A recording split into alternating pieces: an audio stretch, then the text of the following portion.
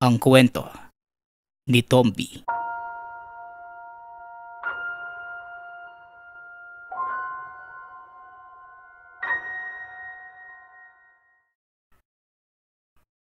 Ang kwentong ito ay hango sa totoong buhay. Mula ito sa isa nating kabayan na itago na lang natin sa pangalang Felipe. Taong 1975, Western Cebu. Felipe, may mga naglalakad sa labas. Huwag kang maingay. Mahinang wika ni Eduardo sa pinsa na si Felipe. Nagising ito isang madaling araw na nag-iingay ang mga alagang kambing. Naririnig din ni Eduardo ang mga yabag ng paa. Pero ramdam niya na hindi normal na tao ang nasa labas. May kakaibang huni ang mga ito na para bang may pinag-uusapan. Bukod dito, napuno din ng alulong ng aso ang buong lugar na tila nagbababala. Kuya Eduardo, ano yung mga nasa labas? Bakit ganyan yung boses nila? Paano na yung mga kambing natin? Tugon ni Felipe. Nag-aalaga ang binata sa mga kambing dahil dito nila kinukuha ang kabuhayan sa pagbebenta ng mga gatas nito. Kaso, nakakapangilabot ang naririnig nila mula sa labas, kaya hindi man lang nila magawang sumilip. Maya-maya pa, may napadaan na dalawang magsasaka at napasigaw kung ano ang nasa bakuran nila Felipe. Aswang! Eduardo! May aswang sa bakuran nyo! Huwag kayong lalabas! Nako! Shano, takbo na! Wika ni Mang Asyong. Tila hinahabol ang mga matatanda. Labis ang takot ng magpinsan dahil sila ang naroon ng mga oras na yon. Malapit sa bayan ng totoong bahay ng magpinsan. Kaya nga lang, kailangan nilang ipastol ang mga kambing. Pero sa kasamaang palad, inabot sila ng ulan kaya pansamantala silang sumilong sa kubo sa isang malawak na damuhang nasasakop ng lupa ng lolo. Ang gilid nito ay daanan ng mga tao mula sa baryong nasa unahan pa ng pinagpapastulan. Kuya Eduardo, ano kayang nangyayari kina Mang Shano? Sana naman ligtas sila, no? Dapat talaga tinuloy na natin yung pagbaba natin kanina eh. Kamuntikan pa tayong malapa ng aswang dito. Wika ni Felipe. Ano ka ba? Baka kung tumuloy naman tayo sa pag-uwi, hindi man tayo nalapan ng mga aswang, pero namatay naman tayo sa lakas ng ulan. O kaya naman baka tamaan tayo ng kidlat. Tugon ni Eduardo. Nagpasya silang sumilong muna kasama ng mga alagang kambing dahil madalas tumama ang kidlat sa lugar sa tuwing umuulan. At kung mamalasing ka, siguradong matutusta ka ng kidlat. Kaya naman normal lang ang ginawa ni Eduardo para makaligtas sila sa kapahamakan. Yun nga lang, hindi nila inaasahang doon pala magagawi ang mga aswang. Tila naaakit sa amoy ng mga kambing. Kinabukasan, pinuntahan nila ang kalapit na baryo bago sila tumuloy sa bayan. Nais malaman ng dalawa kung ayos lang ba ang dalawang magsasaka na tumulong sa kanila kagabi. Subalit nang marating nila ang baryo, wala doon sila Mang Asyong at Shano. Ano kaya nangyari sa kanila, Kuya Eduardo? Sana naman ligtas sila at maayos. Kuya, ang mabuti pa siguro, umuwi na muna tayo. Ipaalam natin kila tatay ang nangyari. Wika ni Felipe. Mabuti pa nga. Baka sakaling makita din natin sa bayan sila Mang Asyong. Tugon ni Eduardo. Muling bumalik sa kubo ang magpinsan kung saan naroon ang mga alaga. Subalit mula sa 15 kambing na binabantayan nila, nakita nilang dalawa dito ang nawawala. Tila natangay na ito ng mga aswang kagabi. Naalarma ang dalawa at naisip na baka balikan pa sila doon. Kaya naman dali-dali na silang pumunta ng bayan. Akay-akay ang kanilang mga kambing. Nang makarating sa tahanan, nakita nilang naroon sila Mang Shano at Asyong, kausap ang mga magulang. Tila ipinapaalam ng dalawa ang tungkol sa naganap kagabi.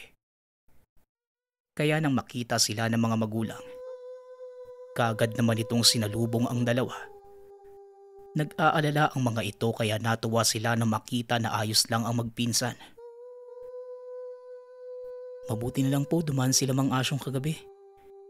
Kung hindi, baka kung napano na po kami. Buong akala namin napahamak na sila. Mabuti naman po maayos silang nakababa ng bayan. Pasasalamat ni Felipe. At kaagad namang nagpaalam si Mang Asyong at Shano. Itinali na muna nila ang mga kambing sa damuhan sa gilid ng kalsada. Nang sabihin nila sa mga magulang ang pagkawala ng dalawang kambing, tumugon naman ang mga ito na mas mabuti na ito ang tinangay ng mga aswang kesa naman silang magpinsan. Kinahapunan, muling dumaan si Eduardo sa tahanan ni Felipe. O ano nga atin at napasugod ka na naman dito sa bahay. Pero uunahan na kita. Ayoko muna pumunta sa pastulan. Hindi ko pa rin malimutan yung nangyari kagabi. Kamunti ka na tayo maging pagkain ng aswang. Wika ni Felipe. Ano ka ba? Huwag kang mag-alala. Hindi ako nandito para doon. Napadaan sa bahay namin si Abner. May salo-salo daw sa kanila bukas ng hapon eh. Niyayaya ako. Marami daw silang bisita at mga lulutuing putahe. Baka pwede tayong tumulong. Ano? Sasama ka ba? Sayang din kasi. Makakarami din tayo na may uuwi. Narinig kong magkakatay sila ng baka bukas eh. Tugon ni Eduardo. Napaisip naman ng binata. Hindi masama ang mungkahi ni Eduardo. Lalo pa kung magagawa nilang mag-uwi ng handa. Sakto yan Kuya Eduardo. Kung tutulong tayo sa pagluluto at paghahanda, madami tayo may tatabing karne para may uwi. Ano, dating gawi ba tayo? Tanong ni Felipe. Ibig sabihin, unti-unti nilang itatago ang mga karne habang nagkakatay. O kaya namang kapag naghahanda na ng mga lulutuin. Madalas nila itong ginagawa sa mga handang pinupuntahan. Minsan isang buong ulo ng baboy at mga pata. Ang gagawin lang ng dalawa, titipirin nila ang karning ilalagay sa pagluluto, kaya marami silang naiuuwing pang-ulam. Minsan naman, naibebenta pa nila ito sa mga kapitbahay. Masarap pagluto sila Eduardo at Felipe. At bihasa sila sa larangan ng pagkatay ng mga hayop. Paano? Dadaanan kita bukas dito ng mga alas 5 ng umaga. Alam mo naman, baka madami pa silang ipakatay sa atin eh. Wika ni Eduardo. Papaalis na sana si Eduardo pero bigla namang dumating si Abner. Uy, mabuti naman at naabutan ko kayong magkasama. Ano? Nakapag-usap na ba kayo? Baka gusto niyong sumabay na sa akin ngayon? Parating na ngayong gabi yung mga tsuhing ko mula sa kabilang bayan. Ngayon na lang kayo pumunta para makainom tayo. Tsaka magkakatay na din mamayang madaling araw eh. Nagtataka naman ang magpinsan. Ang inaasahan bukas pa sila susunduin ni Abner. Mabuti pa siguro kunin ko yung mga gamit ko.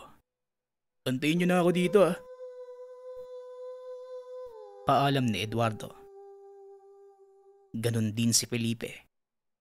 Kaagad itong pumasok sa tahanan para ihanda ang mga gamit. Wala namang problema sa mga magulang na magpinsan dahil kilala ng mga ito si Abner. Ilang beses na itong pumupunta sa kanila para makipag-inuman. Kaso sa tagal ng magkaibigan, hindi naman nila alam kung saang baryo ito nakatira. Basta ang alam nila ayon kay Abner, mula lang siya sa kabilang baryo. Tara na nang makarami tayo ng inumin.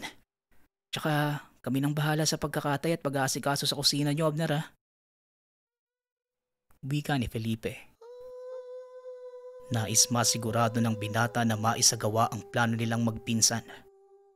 Huwag kayong maglala. Maraming kaming karne. Puro sariwa pa. Hindi na nga makapaghintay yung mga kamag-anak ko na matikman eh. Tugon ni Abner. Medyo may kalayuan pala ang lugar niyo, Abner, no? Saan ba ang punta natin? Tanong ni Eduardo.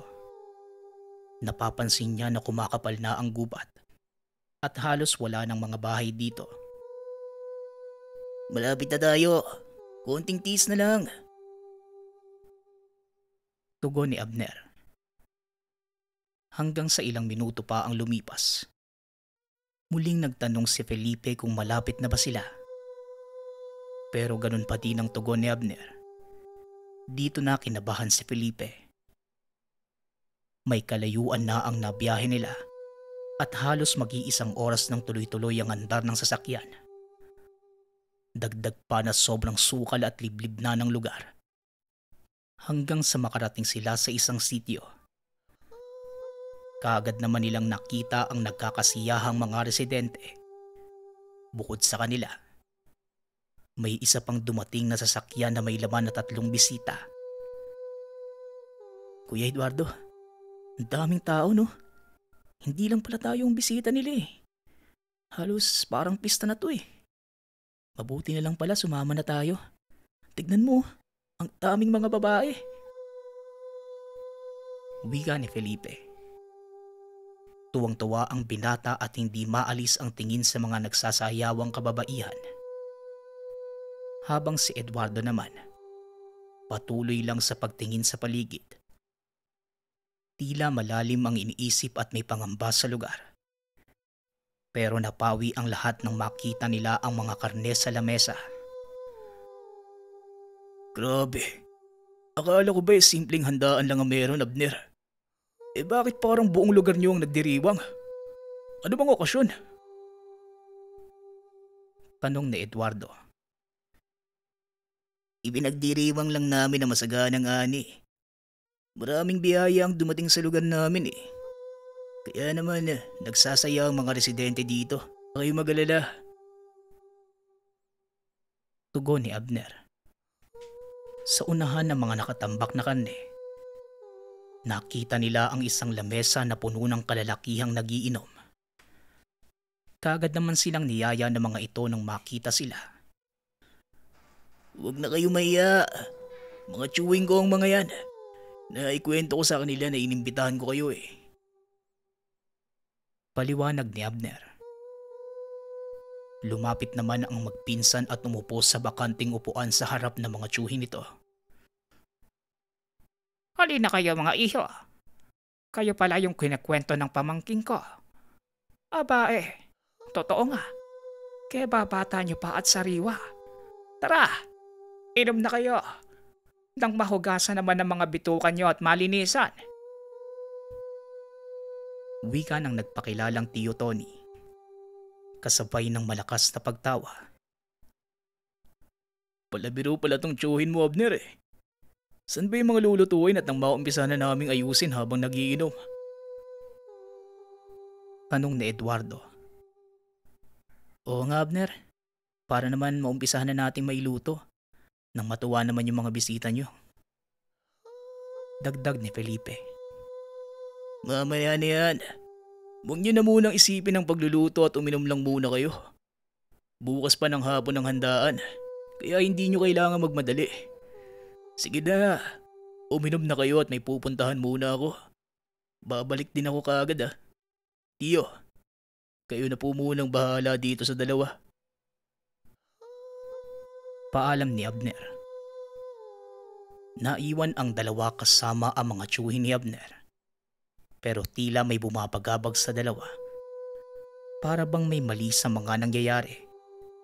Pero hindi naman nila alam kung ano. Tumagay na kayo dito mga iho. Madami pang alak dito. Nakatikim na ba kayo ng nilasing na pato? Nako, napakasarap nun. Natatakam na ako. Wika ni Tio Tony. Nagkatinginan ng dalawa. Ang alam nila baka lang ang karneng lulutuin. Maaari po kaya muna kaming kumain? Humihilab po kagad ang tiyan ko kapag walang laman eh. Tapos inom ng alak. Wika ni Felipe. Hindi talaga ito mapalagay sa mga nangyayari. Kagad namang sumang-ayon si Tio Tony. Pinapasok lang sila sa loob ng bahay dahil naroon ang lutong pagkain. Sandali. Samahan mo nga muna ako. Iihi lang ako. Saglit lang naman to eh. Aya ni Eduardo. Kuya Eduardo, wala ka bang napapansin kanina? Parang lahat sila nakatutok sa atin. Sa dami ng pagkain parang tayo pa ang kakainin nila kung makatitig. Huwag na tayong bumalik doon sa inuman. Doon na lang tayo sa mga nagsasayawang mga babae. Wika ni Felipe. Pero habang naglalakad, bigla silang nakarinig ng tila nagpupumiglas. Kaya naman sinundan nila ang tinig. At doon nakita ang ilang mga tao. Nakakulong ang mga ito sa kulungan. Lumapit ang magpinsan na tinanggal ang busal ng isa sa mga nakakulong. 6 ang lahat ng naroon sa kulungan. Mga bisita din ba kayo? Huwag kayo magpapalin lang sa mga yan. Mga aswang sila. Nakikipag-inuman lang ako kanina kila Tony. Tapos na nagkamalay ako. Andito na ako sa kulungan. Parang awa nyo na. Palabasin nyo kami dito. May pamilya ako naghihintay sa akin. Pagmamakaawa ng lalaki na nagpakilala sa pangalang Ramon. Hindi makaimik sila Felipe. Tila alam na nila kung saan nanggagaling ang kakaibang pakiramdam. Tama ang kutob ng dalawa na may mali sa lugar. Pero maya-maya lang, nakarinig sila ng boses ng matandang babae na tinawag na Socorro. Ito ang ina ni Abner. Hinahanap ang anak dahil pinabayaan lang ang mga bihag. Wika naman ng isa pang aswang. Kailangan pa nila ng 2 lalaking kakatayin dahil may darating pang bisita. Nang malapit na ang mga ito sa kulungan, kaagad nagtago ang magpinsan sa malapit na sagingan. Hoy! Iwanan ba naman sa akin ang responsibilidad sa pagbabantay ng mga panghanda? Abner, nasaan ka ba? Kailangan natin ng sariwang dugo. Halika na dito at kunin mo itong matabang binata. Wika ni Socorro. Nakatitig ito sa binatang katabi ni Ramon. Labis ang pag-iyak nito at lumuluhod pa habang nagmamakaawa na wag siyang patayin. Pero hindi si Abner ang dumating kundi ang malaking lalaki. Napakataba nito at sobrang tangkad. Nakangiti pa itong binubuksan ng kulungan. At buong puwersa na hinila ang matabang binata. Walang nagawa sila Felipe. Pinanonood lang nila ito ng pinukpok sa ulo ng mahabang sulidong kahoy. Narinig pa nila ang paglagatok nito sa sobrang lakas ng puwersa.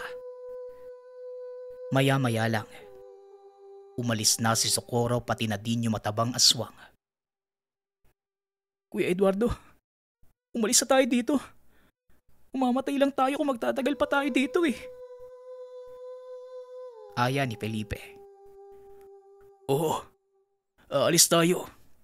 Pero tulungan mo muna akong buksan yung kulungan. Hindi natin sila pwedeng iwan dito. Tsaka meron akong plano. Tugon ni Eduardo. Mabuti na lang may dala sila na sariling kutsilyo na gamit sa pagkatay. Sumunod naman si Felipe. Pinagtatagpas nila ang kulungan hanggang sa makagawa ng madadaanan ng mga bihag na naroon. Felipe, sa oras na tumakbo ang mga bihag, huwag kang susunod sa kanila ha. Sa kabilang direksyon tayo tatakas.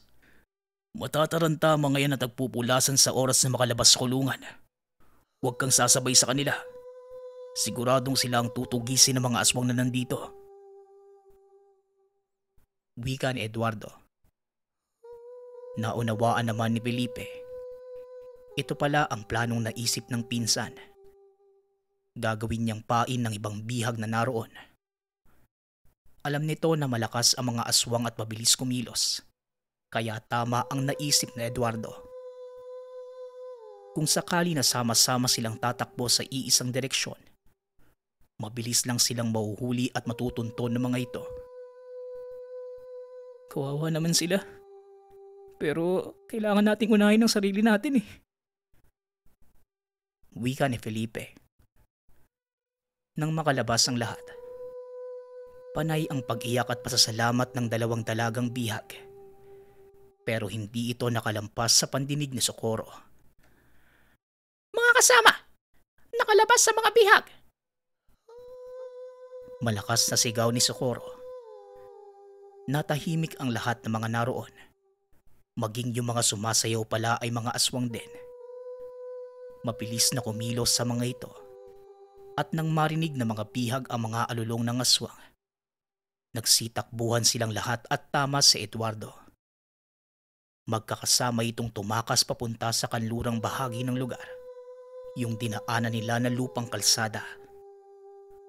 Habang sila Eduardo at Felipe naman, nanatiling nakatago sa may sagingan. Inaantay nilang sundan ng mga aswang ang mga bihag. At dahil sa mga nabubulok na puno ng saging sa paligid, kaya marahil hindi sila maamoy ng mga nilalang. Ngayon na Felipe! Takbo! Wika ni Eduardo. Tumakbo sila papunta sa damuhan, sa masukal at maputik na lugar hanggang sa marating ang ilog. Hindi ko alam kung nasa na tayo. Pero sigurado ako na kung susundan natin ang ilog, may makikita tayo mga kabayan at mga tao na maaaring tumulong sa atin. Wika ni Eduardo. Yon ang ginawa ng magpinsan. Sinundan nila ang agos ng ilog habang naririnig ang mga sigawan sa bandang sityo nila Abner. Alam nilang ilan na sa mga bihag ang nagawa ng mahuli ng mga ito. Kuya Yuko! Wika ni Felipe. Nagmamadali silang lumubog sa butikan at nagtago sa mataas na damo. Sa unahan nila may dalawang aswang na lumilipad at naghahanap sa lugar. Hindi maaaring makatakas yung dalawang bihag ko. Pagkakataon ko na to para magpasikat sa mga matatanda eh. Wala sila sa grupo ng bihag na naabutan nila tatay sa daanan. Sigurado akong pumunta sila dito. Nakilala nila ang boses nito. Kung hindi mo iniwan ang mga bisita mo, hindi ito mangyayari. Inuna mo pa kasi ang pakikipaglandian sa mga babae. Wika ni Socorro. Marahang sinuyod ng mag-inang aswang ang paligid pero sa kabutihang palad. Dahil sa kapal ng putik kung saan nakalubog ang dalawa, hindi sila nagawang matunto ng mga aswang hanggang sa makalayo na ito. Kuya, tara na. Bago pa bumalik yung mga yun. Wika ni Felipe. Kaagad silang tumawid ng ilog. Sa unahan ay nakakita sila ng mga ilaw mula sa kabahayan. Masyadong malayo ang narating nila. Dahil ang napuntahan nilang lugar, nasa bayan na at 3 oras ang layo mula sa lugar nila Abner. Mabuti na lang at may nagmagandang loob sa kanila at hinatid sila sa baryo. Nang tanungin naman sila kung saan lugar nang galing, hindi na nila matandaan kung saan ito. Gustuhin man nilang ituro sa mga otoridad. Kaso hindi na talaga nila matandaan kung saan ang eksaktong lugar ng sityo nila Abner. Doon lang nakahinga ng maluwag ang magpinsan nang marating nila ng ligtas ang sariling baryo. Mabuti na lang talaga. Mabilis kang mag-isip, Kuya Eduardo. Kung hindi, naku, makapulutan na tayo doon eh. Wika ni Felipe. Mabuti na lang at nakinig ka at saka may silbi din niyang katakawan mo. Kung nagkataon na napatagay tayo doon, malamang hindi na tayo nag-uusap ngayon. Tugon ni Eduardo. Kalaunan na alarma na ang karatig lugar dahil sa patuloy na pagkawala ng ilan sa mga residente. Tila hindi tumitigil ang lahi nila Abner sa pangunguha ng mga tao. Tungkol naman sa aswang sa pastulan ng kambing. Kalaunan nabuko nila ang modus ng mga taga-taas na sityo. Walang aswang sa lugar. Ang magkaibigang Asyong at Shano ang nagnanakaw ng mga alagang hayop ng mga kabaryo. Nagpapanggap ang mga ito na aswang sa gabi.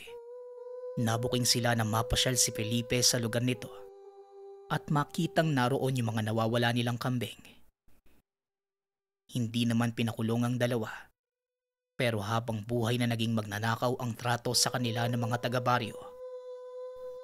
Habang sila Felipe at Eduardo naman, hindi na muling dumayo pa sa mga handaan at mga imbitasyon ng ibang tao. Wala na din naging balita sa mga naiwan nilang bihag sa sityo ng mga aswang. Bagamat nakaligtas. Pero habang buhay nilang dinala sa konsensya ang mga naganap. Dahil kahit sa ang anggulo tignan, sila ang dahilan ng pagkamatay ng mga ito sa baryo ng mga aswang.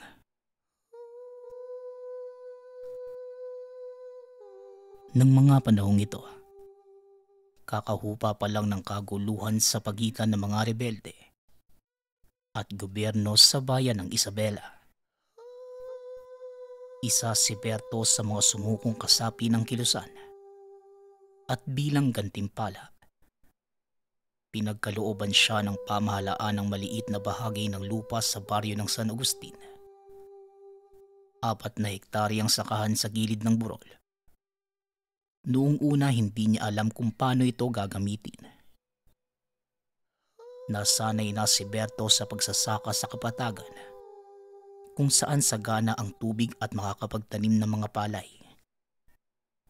Gayunpaman, pinili ni Berto na mamuhay ng tahimik para na din sa kinabukasan ng mga anak.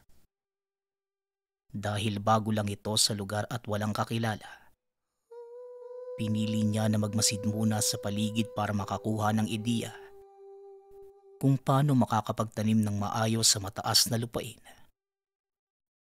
Hanggang sa isang matanda ang nakita niya na naghahakot ng mais gamit ang kalabaw. Kaagad niya itong nilapitan para tanungin. "Manong, magandang umaga po. Ako nga po pala si Berto. Maaari ko ba kayong maabala saglit? May mga katanungan lang po sana ako eh." Wika ni Berto. Kaagad namang binaba ng matanda ang pasang sako at naupo sa karo. Oo naman, bakit hindi? Magpapahinga na din naman ako eh. Siya nga pala, ako si Delphine. Ano nga pala yung tinatanong mo? Tugon ni Mang Delphine. Tungkol po sana sa pagsasaka. Baguhan lang po ako sa pagtatanim sa gilid ng burol eh. Gusto ko po sanang makakuha ng kaalaman kung paano makakapagpalago ng pananim dito eh. Tanong ni Berto. Maraming paraan, iho. Isa na ang mais na pwedeng itanim sa ganitong mga lupain. Hindi mahirap patubuin ng mais. Lumalago ito kahit konting ulan lang. Pero teka, saan ka nga pala nakatira? Tugon ni Mang Delphine. Kagad namang tinuro ni Berto ang kinaroroonan ng tahanan. Nanlaki ang mga mata ng matanda nang makita niya ito. Naku Toto, mag-iingat ka sa pag-aararo dyan. May mga sabi-sabi dito. Lagusan yan ng mga engkanto. Kwenta lang naman yon. Pero wala namang mawawala kung mag-iingat ka. Wika ni Mang Delphine. Napangiti lang si Berto sa sinabi ng matanda. Hindi naman ito naniniwala sa mga elemento kagaya ng engkanto at mga aswang. Pero isang pangyayari ang tuluyang nakapagpapago ng pananaw niya tungkol sa ganitong usapin. Sa ilalim ng pagtuturo ni Mang Delphine, kagad niyang sinimulan na linisin ang lupain. Pero habang ginagawa niya ito, nakaramdam siya ng kakaibang kilabot. Napapalingon ito sa likuran na kagad namang napansin ni Mang Delfin. Bakit, Berto? Anong meron at parang balisa ka? Tanong ni Mang Delfin. Kasi Manong, pakiramdam ko parang may nakatayo sa likuran ko eh. Akala ko nga po kayo. Tugon ni Berto. At dahil sa sinabi nito, pinili na lang muna ni Mang Delfin na magpahinga. Berto, tama na muna yan. Magtatanghalian na eh. Umuwi na muna tayo at mamayang hapon na natin ituloy ang paggapas ng mga damo. Wika ng matanda. Pero duda ni Mang Delfin. Elemento ang nararamdaman ni Berto. Ito ang mga nilalang na nakatira sa lugar. Hindi nga nagkamali ang matanda. Kinabukasan ng sunduin niya ito sa tahanan. Nakita niyang nakahiga lang si Berto sa sala. Berto, anong nangyari sa'yo? Mukhang nasobrahan ka yata ng inom kagabi ah.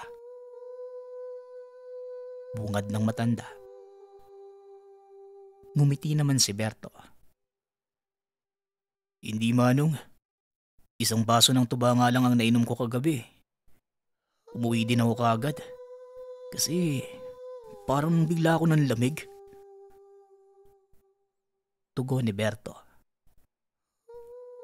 Nang marinig ito ni Mang Delfin, kaagad siyang naupo sa tabi ng pinata at dinama ang pulso nito. Ang totoo, may kaunting kaalaman si Mang Delfin sa panghihilot. Kaya kahit papano, alam ng matanda kung paano tutukuyin ang karamdaman ng isang tao. Masama nga ang lagay ng katawan mo. Ang mabuti pa, magayos ka at isasama kita sa kapatid kong si Elyong. Malapit lang naman ang bahay niya dito. Bilis na. Baka magpunta na yun sa bukid niya. Wika ni Mang Delfin. Dali-daling nag-ayos si Berto at nagsimula na silang maglakad. Habang nasa daan panay ang lingon ni Berto sa likuran, tila meron itong hinahanap. Dito na kumpirma ng kasamang matanda na hindi lang basta sama ng pakiramdam ang dinadaing ni Berto. Pagkarating nila sa tahanan ni Mang Elyong, sakto namang palabas ito ng pinto. Kaagad niyang sinalubong si Mang Delfin at kinausap tungkol sa lagay ni Berto. Nakaupo lang ito sa isang pangko sa ilalim ng puno. Hindi kalayuan sa kinatatayuan ng dalawang matanda. Kaya naririnig niya ang pinag-uusapan ng dalawa. Nako, ang malas naman ang napunta sa kanyang lupa. Pero teka Manong Delfin, sinabi mo na ba sa kanya na lagusan ng elemento ang lupa niya? Tanong ni Mang Elyong. Dito napagtanto ni Berto na ang Mang Elyong na kapatid ni Mang Delfin ay albularyo. Oo Elyong, nasabi ko naman sa kanya. Kaso dahil gusto niya talagang mataniman ng lupa, ayon, nilinisan namin. Pero hindi ko naman nakalaing magpaparamdam sa kanya ang mga nakatira doon. Tugon ni Mang Delfin. Nilapitan ni Mang Elyong si Berto at hinawakan ito sa noo. Kagad namang tinanggal ng matanda ang kamay at napabitaw ng mabigat na salita dahil sa gulat. Hindi lang basta pagpaparamdam ang ginagawa sa kanya, Delfin. Ano bang nasa isipan mo? Ba't pumayag kang galawin ang lupang yon nang hindi kumukonsulta sa akin? Alam mo naman kung anong meron doon. Wika ni Mang Elyong. Kagad nitong pinaliwanag kay Berto kung ano ang nangyari. Sinabihan ka ng kapatid ko tungkol sa lupain mo. Totoo ang lahat ng yon. Maniwala ka man o hindi, iho. Isang lantawan ang nasa lupang yon. Kaya walang nangangahas na magsaka. Sa kasamaang palad, ginalit mo ang bantay ng lantawan at ngayon ay pinaparusahan ka na. Dagdag na matanda. Nagtataka si Berto kung totoo ang sinasabi ni Mang Elyong. Dapat tinamaan din si Mang Delfin. Paano naman pong hindi nagkasakit si Mang Delfin, Manong? Magkasama naman po kami ah. Tanong ni Berto. Kagad namang pinaliwanag ni Mang Elyong ang dahilan. Ayon sa matanda, mataas ang dunga ni Mang Delfin. May kakayanan nitong manggamot kagaya niya. Samantalang si Berto naman, walang anumang karga o ritual na pinagdaanan para magkaroon ng panglaban sa mga atake ng elemento. Mabuti na lang at alam ni Tata Elyong ang gagawin. Kaagad niyang pinagkalooban si Berto ng pangontra. Gawa ito sa baon ng niyog na walang mata at nilagyan ng palamang bulaklak ng tanglad, pandakaking itim at sanga ng sinukuan. Isuot mo to at huwag mong tatanggalin. Lalo na kapag lalabas ka ng tahanan. Hindi ka na magagalaw ng bantay ng lagusan. Pero kailangan kong kausapin ng nilalang na yon para hindi ka niya galawin. Kung sakaling gustuhin mong ipagpatuloy ang pagsasaka sa lupa mo. Wika ni Mang Elyong.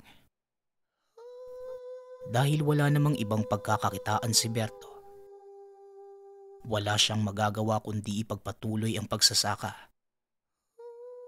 Kung ganun, Tata Elyong, ano po ang may tutulong ko sa inyo? Ayoko pong maghintay lang sa isang sulok habang may ginagawa ang iba para sa akin. Gusto ko pong kahit papano, may magagawa po akong kapalit. Wika ni Berto. Kung ganon, sige, hahayaan kitang makatulong. Teka, meron ka bang itim na manok o kaya naman itim na biik? Tanong ni Mang Elyong. Pero napailing lang si Berto. Sinabing bago lang siya sa lugar at hindi pa nakakapag-alaga ng mga hayop. Pasensya na po, Manong, pero wala po akong maaalagang manok eh. Pero pwede po akong bumili kung gusto nyo. Wika ni Berto. Pumayag naman ang matanda. Sinabing iaalay nila ito sa nilalang na nagbabantay. Mabuti na lang may mga alaga ang kapitbahay ni Mang Delfin. Kaya kagad silang nakakuha ng itim na biik na kakapanganak pa lang. Ngayon ang gagawin mo. Kumuha ka ng pulang tali at dalhin mo sa akin. Matapos ay may ipapagawa ko sa iyo. Kailangan lang matatag ang kalooban mo. Dahil maaari mong makaharap ang mga nilalang na nagbabantay doon sa lantawan. Wika ni Mang Elyong. Saglit na umalis si Berto sa lugar. At nang makuha ang kailangan, kaagad itong bumalik sa matanda. Mahusay, Berto. Ngayon halika. Hilahin mo ang bag papunta doon sa lupain mo. Wika ng matanda. Nagsimula na silang maglakad papunta sa lupain ni Berto. Pero pagdating sa bukana, biglang napahinto si Mang Elyong. Bakit po kayo tumigil, Tatang? Tanong ni Berto. Mag-isa ka lang papasok sa lupain mo, Berto. Ikaw ang magsasagawa ng pagbibigay ng alay sa mga nagbabantay. Dahil lupain mo yan at isa pa, ikaw naman ang may kasalanan. Pero wag kang mag-alala. Nandito lang ako at nagmamasid. Wika ni Mang Elyong. Binigyan niya din ito ng mga panuto kung ano ang dapat gawin. Hanapin mo ang kulay itim na bato na hugis ulo ng malaking aso. Doon mo ilapag ang biik. Magbigay galang ka sa bato dahil ito ang mismong lantawan. May mga nilalang na maaaring nakatingin sa ginagawa mo mula sa kabilang mundo. Hindi lang basta nilalang, Berto. Paaaring mga maharlik ang engkanto pa ang nanonood sa ginagawa mo. Kaya umayos ka. Dagdag ni Mang Elyong. Matapos magsalita ang matanda, naglakad na si Berto. Medyo malapad ang lupain at papadilim na ng mga sandaling yon.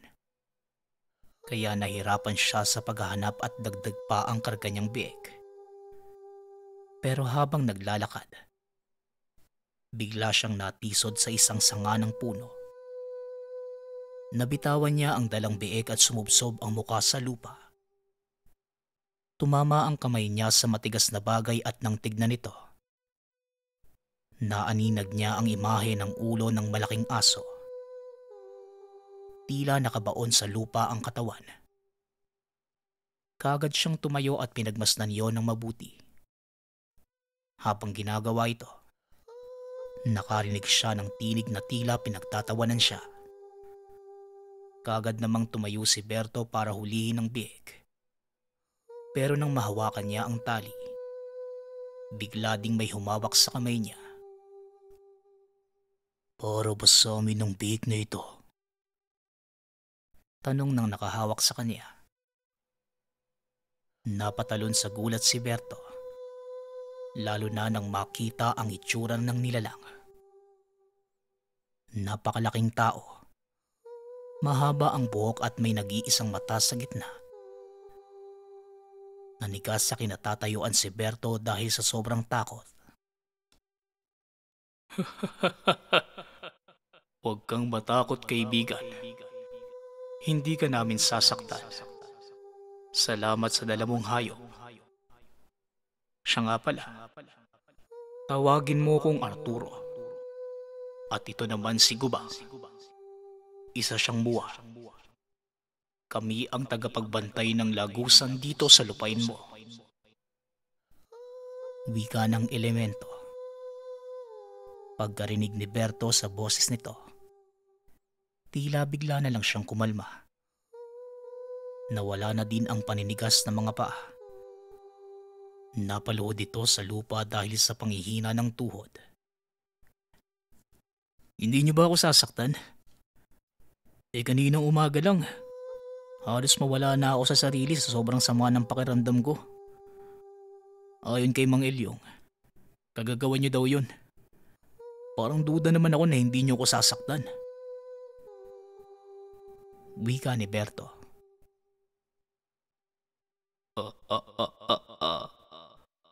Pasensya na, kaibigan. Pero ang totoo, wala akong ginawa sa'yo. Oo, sinusundan kita kanina. Pero ang panghihina mo, dahil lang yon sa presensya ko. Si Elyong pala ang nilapitan mo. Nasaan ang matandang yon? Tanong ni Arturo.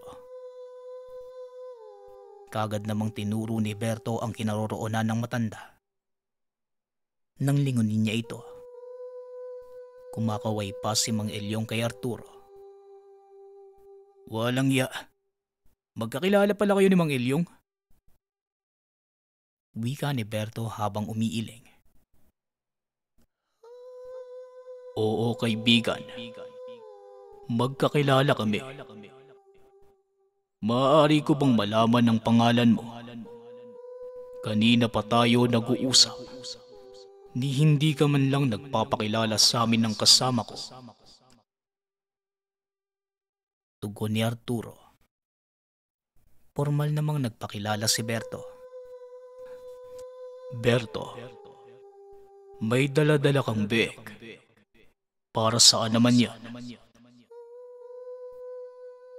Tanong ni Arturo habang inihimas ang ulo ng biig. Ang sabi sa akin ni Mang Elyong, kailangan ko mag-alay sa inyo. Tapos Kwan, ano ba yun? Tugon ni Berto. Nakangiti lang si Arturo habang inaantay ang sasabihin ni Berto. Pero napalingon ito nang biglang magsalita mula sa likod si Mang Elyong.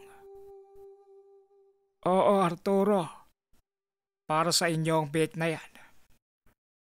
Pasensya ka na. Dahil talagang walang alam ang taong ito kung anong meron dito sa lupain niya. Hoy Berto, iyoko mo nga yung ulo mo. Ang kausap natin ngayon ay prinsipe ng Dalakitnon. Wika ni Mang Elyong habang iniyuyo ko ang ulo ni Berto. Hayaan mo na siya, Elyong. Ayos lang sa akin. Hindi naman nakaharap ang amang hari. Salamat nga pala sa alay mo, kaibigan. Hayaan mo lang gumala ang big dito sa buong lupain. Siya ang magsisilbing babala sa ibang kauri ko. May pahintulot ng angkan ko ang paggamit mo sa lupain ito. Tugon ni Arturo. Natuwa naman si Berto at Tandang Elyong sa sinabi ng prinsipe. Pero may kaakibat na tungkulin na binigay ang pahintulot ni Arturo. Simple lang ang kailangan mong gawin, Berto. Sa tuwing aani ka, iaalay mo sa maylika ang 10%. Maliit na bahagi ito kung ihahambing sa magiging produkto ng kahit anong pananim na ilalagay mo sa lupain ito. Pangalagaan mo din ang kalikasan sa paligid ng lupain ito at titiyakin ko sa iyo na magiging maunlad ang buhay mo. Wika ni Arturo.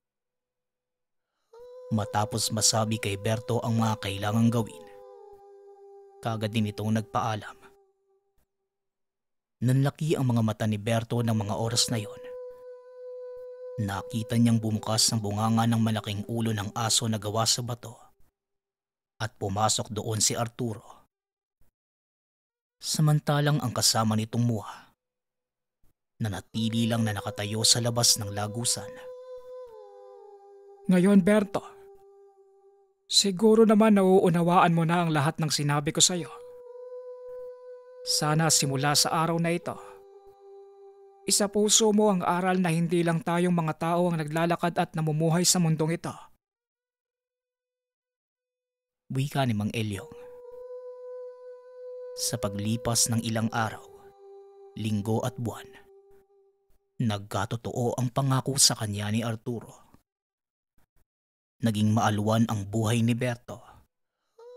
Pero dahil sa tinatamasang karangyaan, nakalimot ito at nadala sa masamang bugso ng panahon. Natutong magsugal si Berto. Nawala na rin sa kanya ang pag-aalay. Napansin din ni Mang Elyong ang pagiging maluho ng anak at asawa nito. Kaya nagpa siya ang matanda na kausapin si Berto.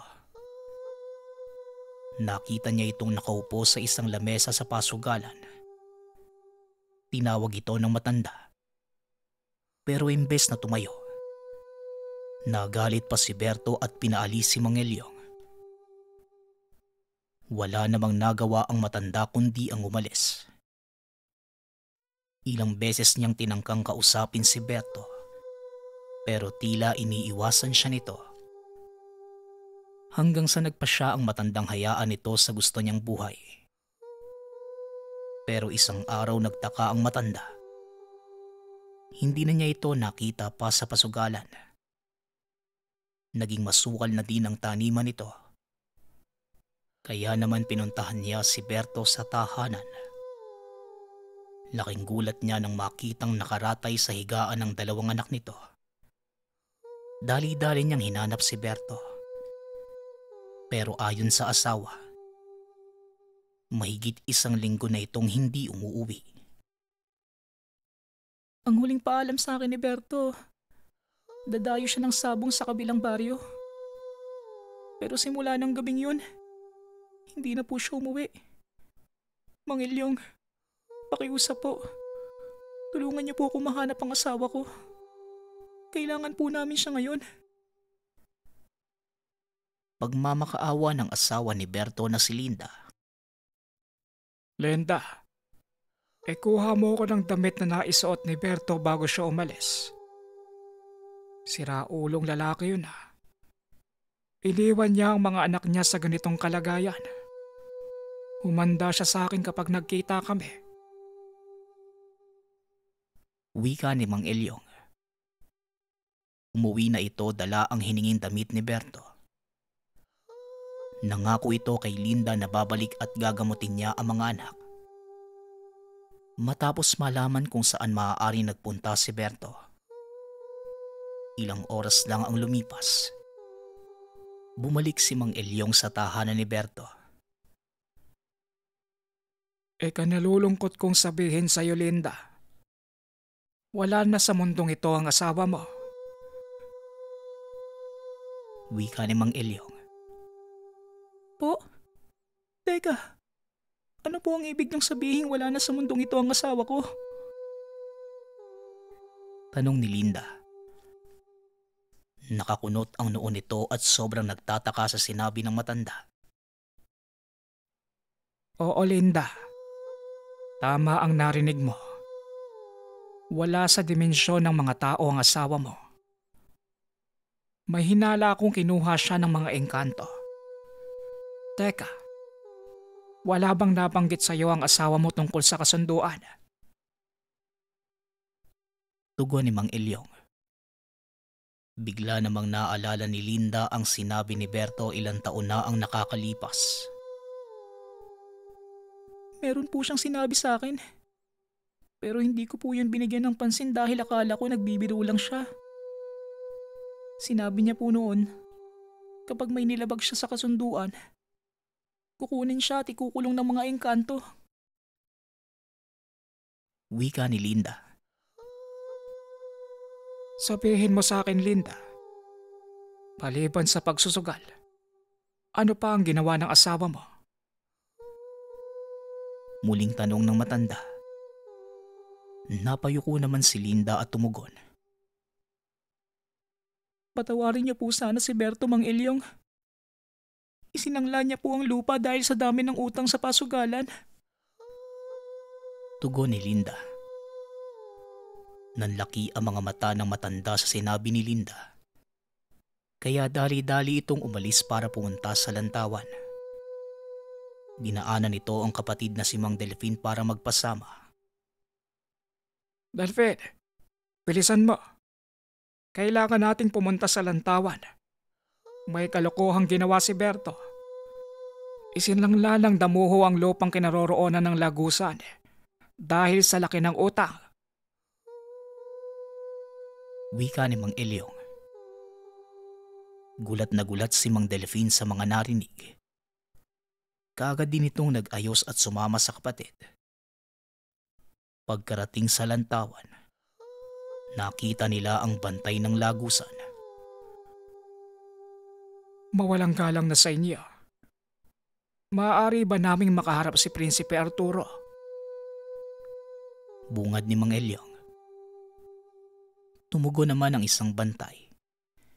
Hindi nila ito makakausap dahil nasa gitna ng paglilitis ang prinsipe.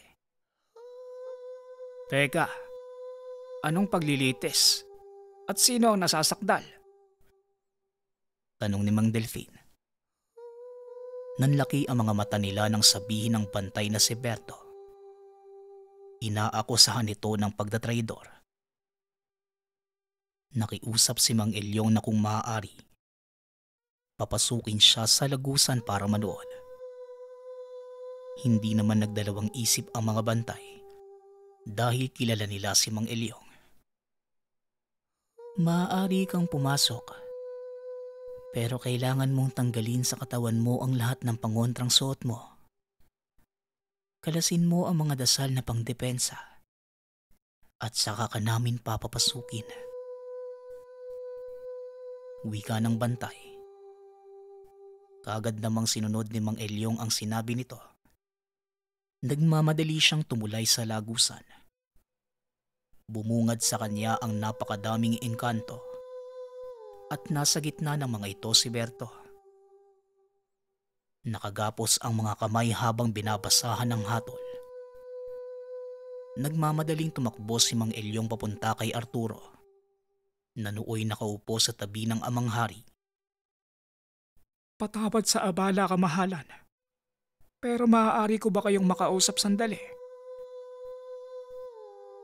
Pakiusap ni Tata Elyong. Pinaunlakan naman siya ni Arturo. Ano ba yun, Elyong? Nasa kalagitnaan kami ng paghahatol kay Berto. Tugon ng prinsipe. Ito nga po ang pinunta ko dito, mahal na prinsipe. Ano po ba ang kasalanan ni Berto? Bakit umantong tayo sa ganito? Tanong ni Mang Elyong. Hindi naman siguro lingid sa kaalaman mo ang mga ginawa niya. Kapalit ng maliit na halaga ng pera, ipinagbili niya sa iba ang lugar kung nasaan ang lantawan. Isa ito sa pinakamahigpit na pinagbabawal.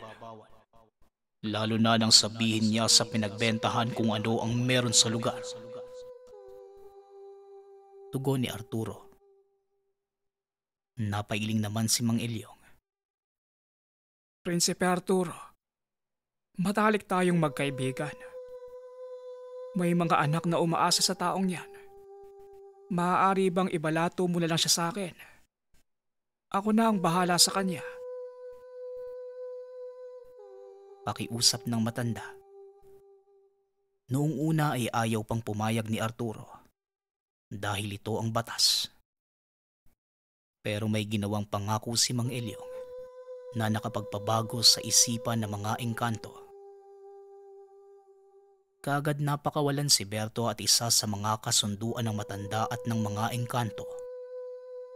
Hindi nito pwedeng sabihin na ang kapalit ng kalayaan ay kaluluwa mismo ng matanda. Habang buhay itong maglilingkod sa mga engkanto sa pamamagitan ng panggagamot. Samantalang si Berto naman, umalis na sa lugar at piniling mamuhay malayo sa lantawan. Napakalaki ng pasasalamat niya sa matanda dahil sa ginawa nitong sakripisyo.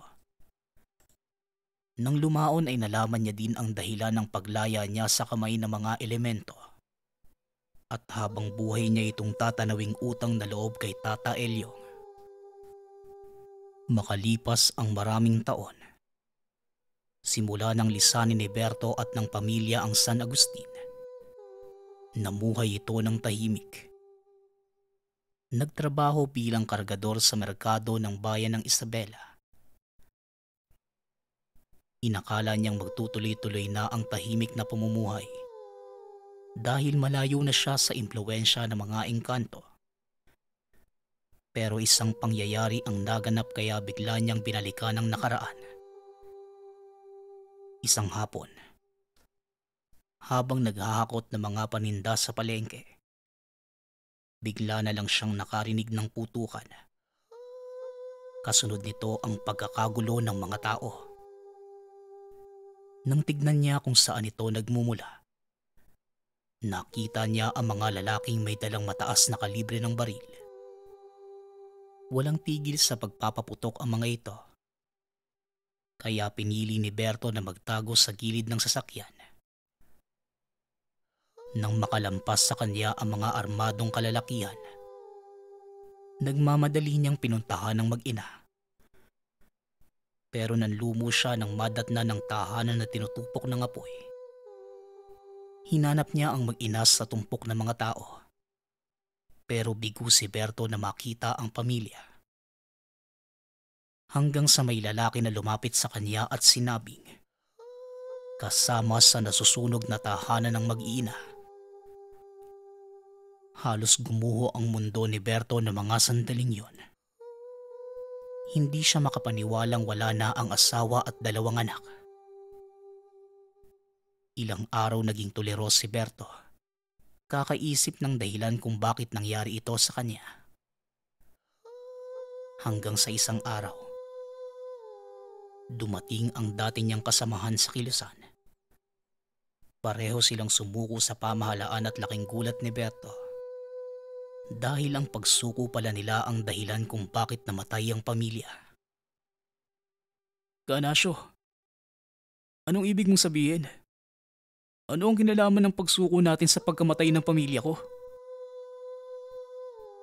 Tanong ni Berto. Ang mga armadong kalalaki ang nakita mo sa palengke.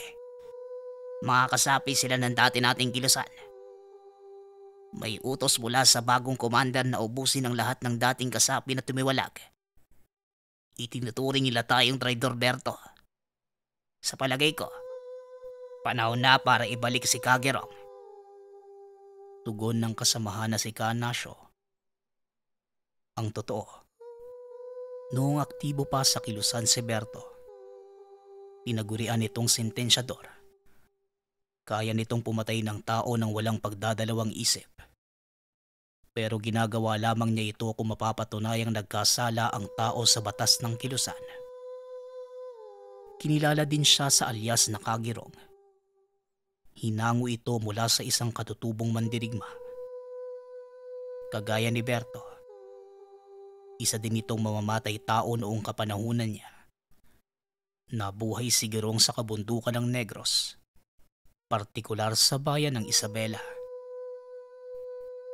Alam mo naman matagal ko nang kinalimutan lahat yan, di ba? Ipinangako ko sa sarili ko, magbabago na ako, Nasyo.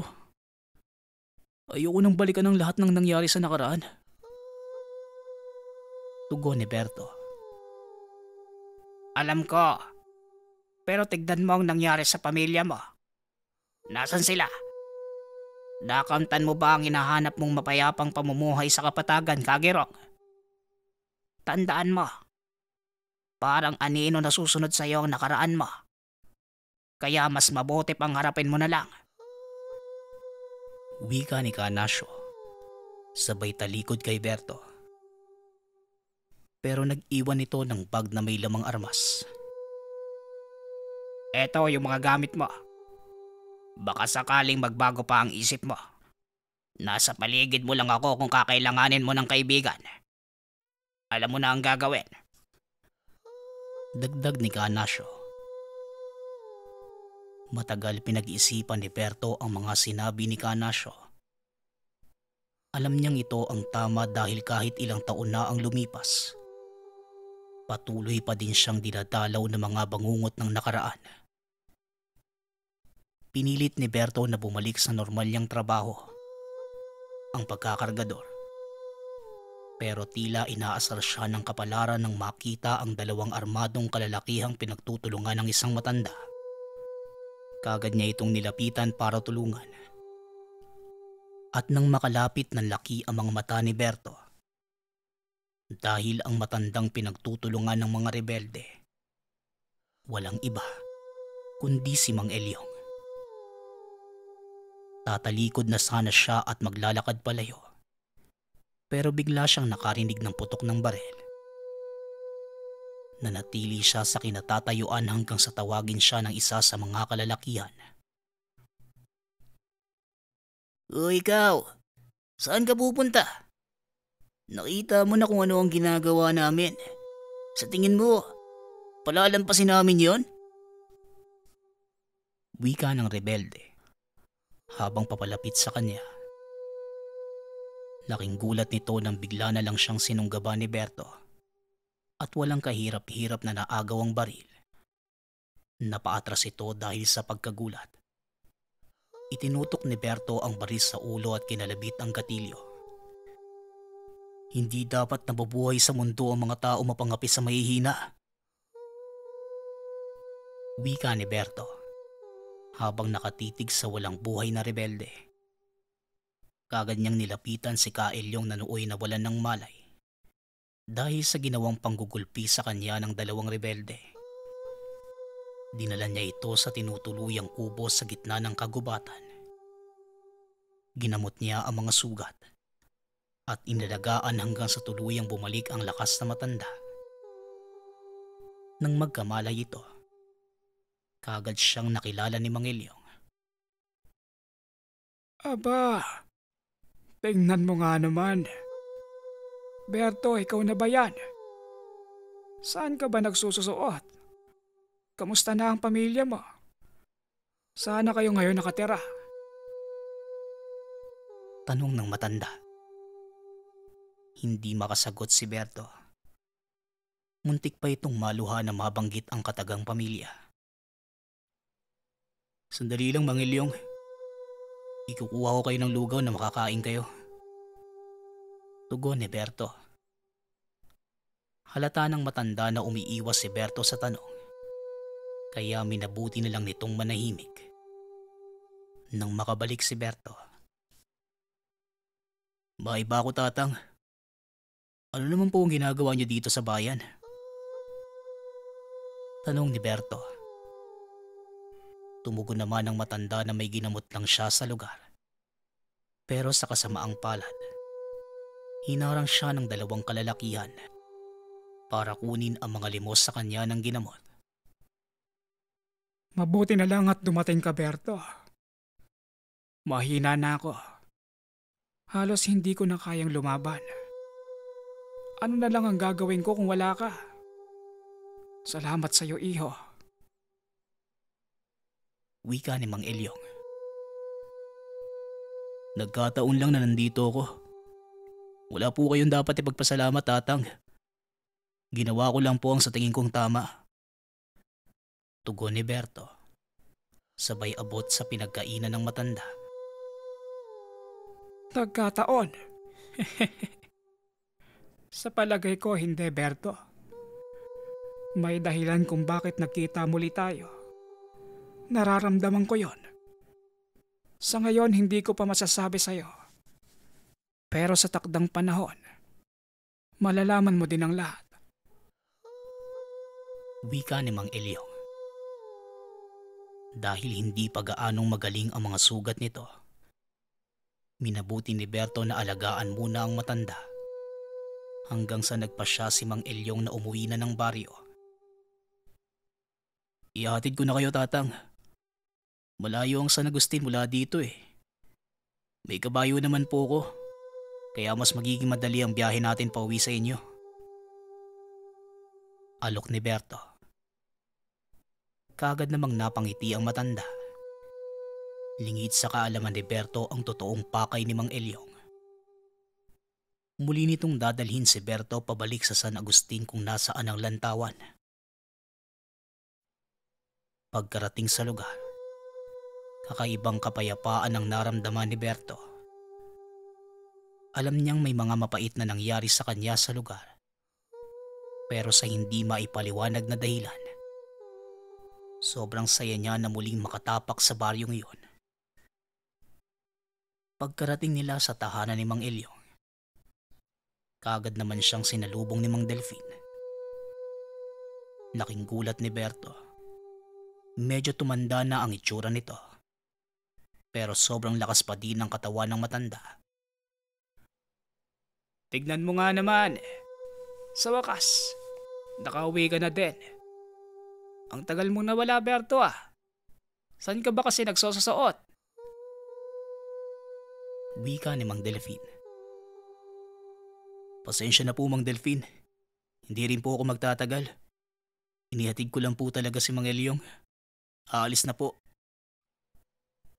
Natigil si Berto sa pagsasalita nang marinig si Mang Ilyong. Aalis ka bukas ng umaga. Aba gabi na, Berto. Delikado sa daan. Alam mo naman ang lugar natin. Halika. Pumasok ka muna na makapaghampunan tayo. Ikaw din, Delfin. Samahan mo na kaming kumain. Wika ni Mang Ilyong. Wala namang nagawa si Berto kundi pumayag. Matapos kumain, naupo si Berto sa bangko sa labas ng bakuran ni Mang Ilyong.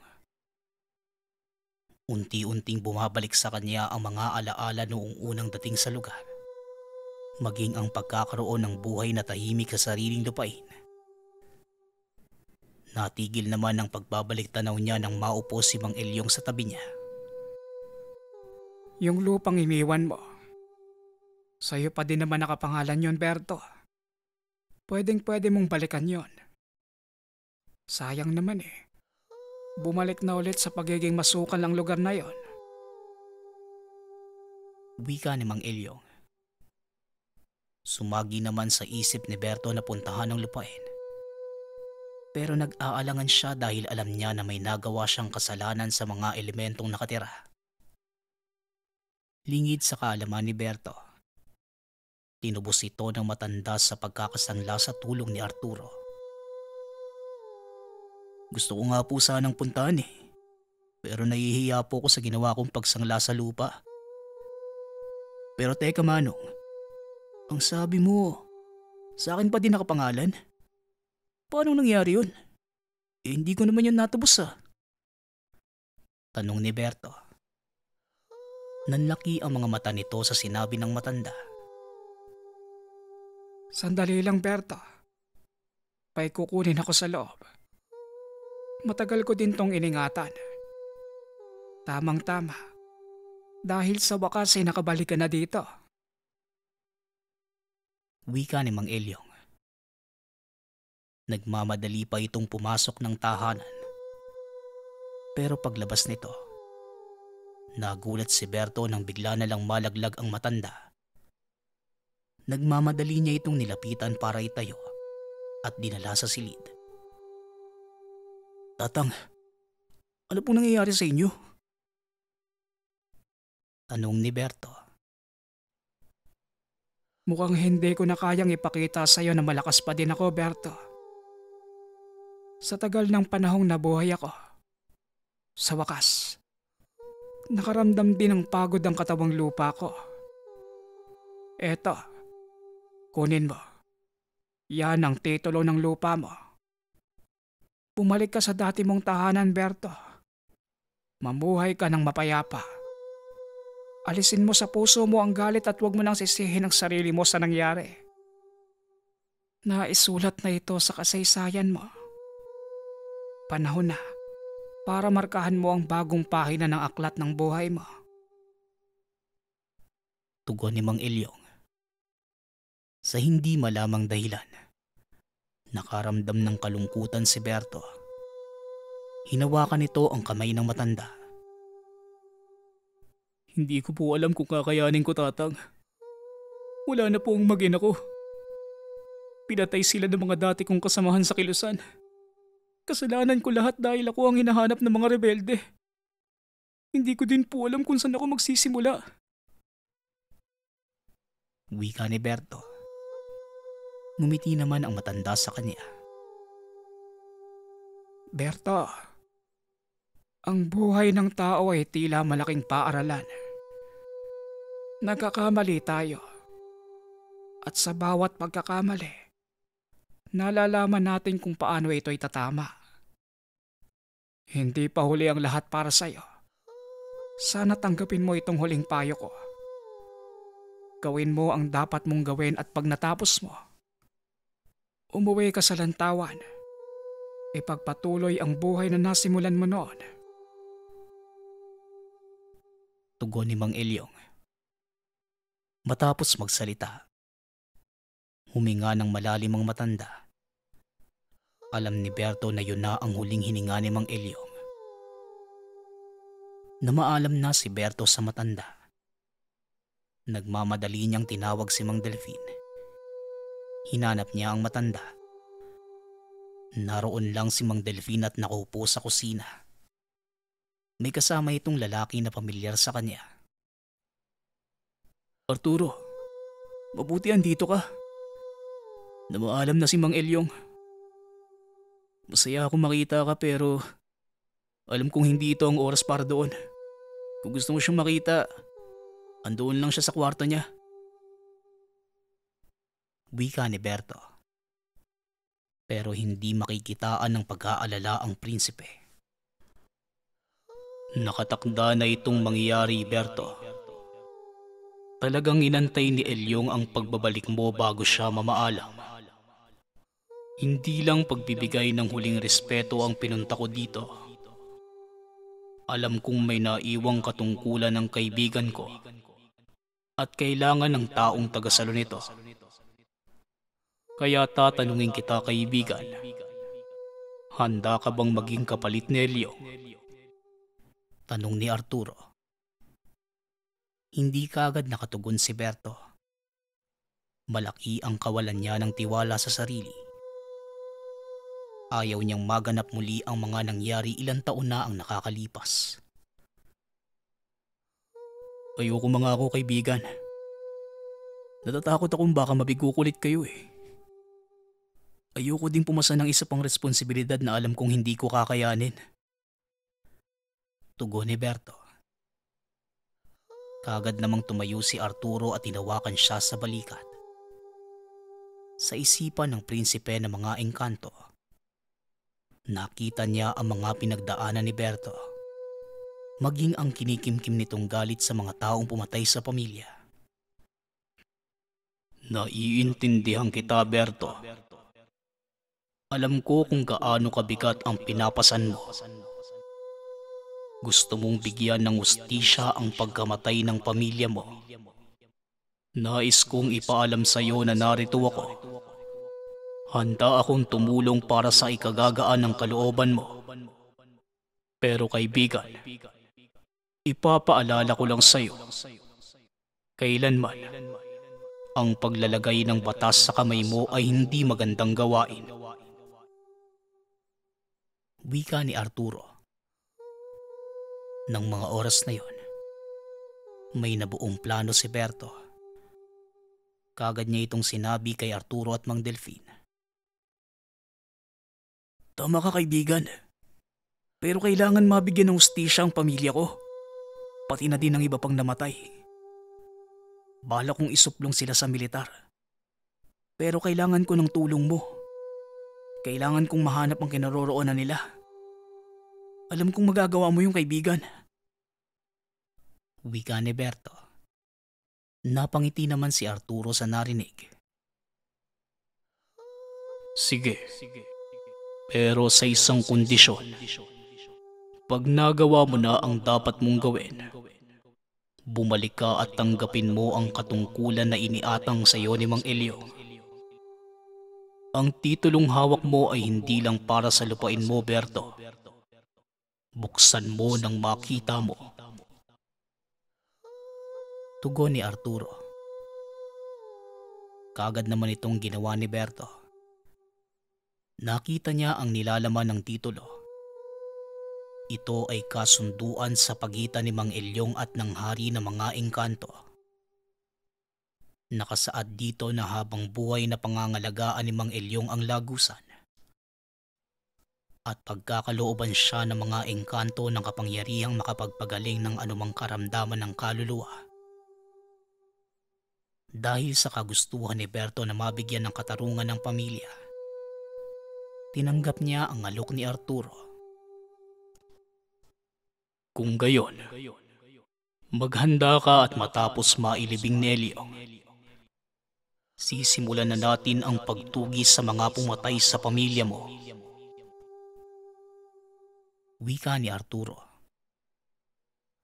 Matapos ang ilang araw, nailibing na ang matanda. Kasabay nito ang paggawad ng karapatan ng mga engkanto kay Berto na maglabas-pasok sa lagusan kung kailan ito gustuhin. Ngayon kaibigan, handa ka na bang gawin ang huli mong misyon bilang tao? Tanong ni Arturo. Tumangulang si Berto bilang pagsang-ayon. Inilahad na ni Arturo ang kinaroroonan ng kuta ng mga rebelde.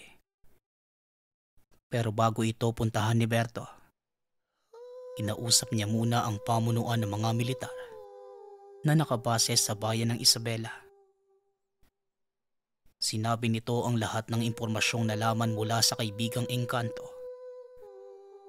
Kaagad naman silang nagsagawa ng plano at pagsalakay ng mga sundalo. Alam ni Berto na hindi siya papayagan ng mga itong sumama, kaya minabuti niyang mauna sa lokasyon. Isa itong maliit na sityo sa gawing dulo ng bayan. Medyo mabundok sa lugar at kilala ito bilang sityo Sikatuna. Nagmasid ng maigi si Berto at nakita ang ilan sa mga kalalakihang namataan noong mismong araw na namatay ang pamilya. Naganap siya ng paraan para makapasok sa lugar. Matagumpay niya naman itong nagawa. Ang ipinagtataka ni Berto, kahit sa harap ng napakadaming rebelde, nagagawa niyang maglakad ng hindi napapansin. Pero habang naglalakad, laking gulat niya nang marinig na nagsalita si Arturo. Sigurado ka bang itutuloy mo ito? Sisingilin mo ang mga taong may gawa sa pagkamatay ng pamilya mo? Anong ni Arturo? Nagdadalawang isip magsalita si Berto. Natatakot siya na matunugan ng mga rebelde ang pakay niya sa lugar. Huwag kang mag-alala. May kapangyarihan kang maglaho sa paningin ng iba. Ang totoo, hindi ka nila nakikita ngayon o kahit naririnig. Dagdag ni Arturo. Kasama sa kasunduan nila ang pagkakaroon ng pambihirang kakayanan ni Berto. Balak niyang gamitin ito para pagbayarin ang mga rebelde. Wala nang atrasan to, kaibigan. Patawarin mo ko. Kikitil ako ng buhay sa huling pagkakataon. Tugon ni Berto, sabay sugod sa mga kalalakihan. Tinandaan niya ang muka ng mga ito. Paulit-ulit na bumabalik sa kanya ang araw kung kailan namatay ang mag-iina. Laking gulat ng lahat dahil bigla na lang bumulagta ang isa sa mga kalalakihan. Nagpagulong-gulong pa ang ulo nito sa lupa. Tila langgam naman na nagsipulasan ang mga rebelde. Pero huli na sila dahil nasa bukana na ng sitio ang mga sundalo.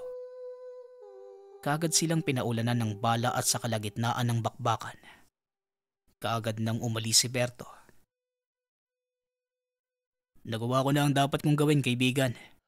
Ngayon, papunta na tayo sa susunod na kabanata ng buhay ko. Sana, alalayan mo ako ah.